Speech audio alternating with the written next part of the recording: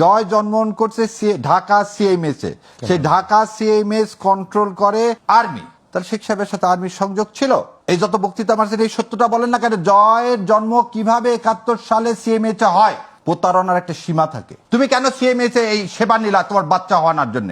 আর জয় তুমি বলো দিল্লির দাসত্ব, আওয়ামী লীগ হচ্ছে একটা মিথ্যা, একটা দুঃস্বপ্ন। কেন?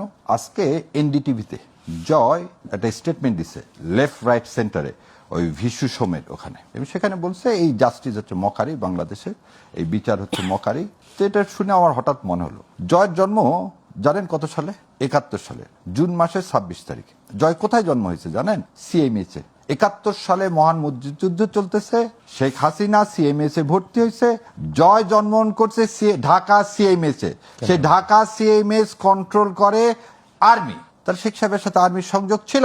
এই যত বক্তৃতা মারছেন এই সত্যটা বলেন না কেন? জয়ের জন্ম কিভাবে 71 সালে সিএমএস এ হয়? প্রতারণার একটা সীমা থাকে। দ্বিতীয় কথা শুনেন, এই 71 সালে পুরাটা সময় এনারা ছিল ধানমন্ডিতে সাইদ সাহেবের বাসায়। টাকা কে দিয়েছে জানেন? পাকিস্তান গভর্নমেন্ট।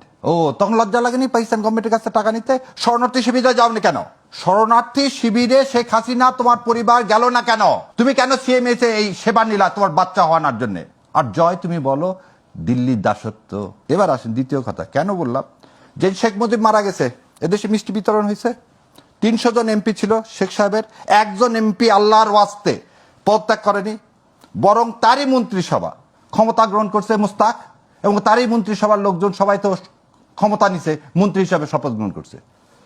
শেখ হাসিনা দেখেন, আমরা যাকে কোরআনের পাখি বলি, আল্লামা দেলোয়ার হোসেন সাইদি, উনি কি কোনো প্রধানমন্ত্রী ছিলেন? কোনো মন্ত্রী ছিলেন? কিছু না। তাকে যেদিন অন্যায়ভাবে জুডিশিয়াল কিলিং করার জন্য তাকে আপনি মৃত্যুদণ্ড দিলেন, সারা দেশে 200 নিরীহ মানুষ প্রাণ দিয়েছে। এটা কি ভালোবাসা ছাড়া আর কিভাবে সম্ভব? আপনি বললেন মতাদর্শ কোরআন এবং সুন্নাহর উপর থাকলে মানুষের জীবন, মানুষ জানে তাকে মরতে হবে। আজকে হাসিনার যেদিন এই ইয়া দিল, ও জয় আবার ওখান থেকে বলছে লকডাউন ওয়াজ ভেরি সাকসেসফুল। আরে পাগল, এসে দেখ কোথায় লকডাউন হয়েছে।